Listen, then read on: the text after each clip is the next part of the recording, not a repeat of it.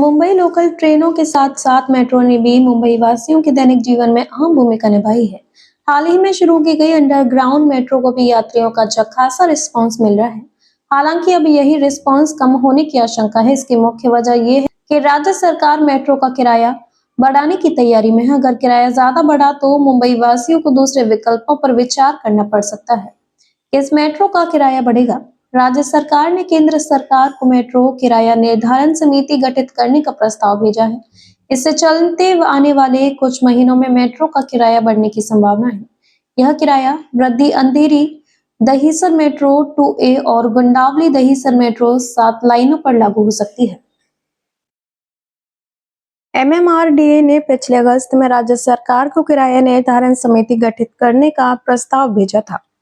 राज्य सरकार ने पिछले महीने इस प्रस्ताव को मंजूरी देकर केंद्र सरकार के साल्ट पेन विभाग को भेज दिया था। केंद्र की मंजूरी के बाद हाई कोर्ट के एक न्यायाधीश की अध्यक्षता में यह समिति गठित की जाएगी।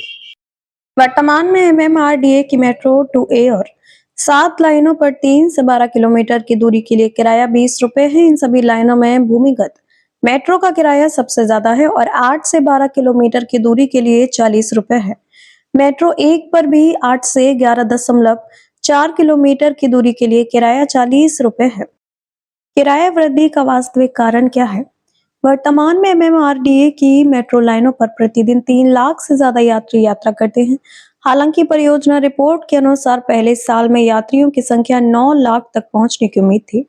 वास्तविक संख्या में बड़े अंतर के कारण मेट्रो लाइनों की आय अपेक्षा से कम है, जबकि खर्च लगातार बढ़ रहा है। परिणाम स्वरूप भारी वित्तीय नुकसान हो रहा है। इसके अलावा मुंबई की अन्य मेट्रो लाइनों का किराया MMRDA की लाइनों से ज्यादा है। इस विसंगति और बढ़ते घाट के कारण यह बात सामने आ रही है कि प्रशासन मेट्रो 2A और 7 लाइनों पर किराया बढ़ाने पर गंभीरता से विचार कर रहा है।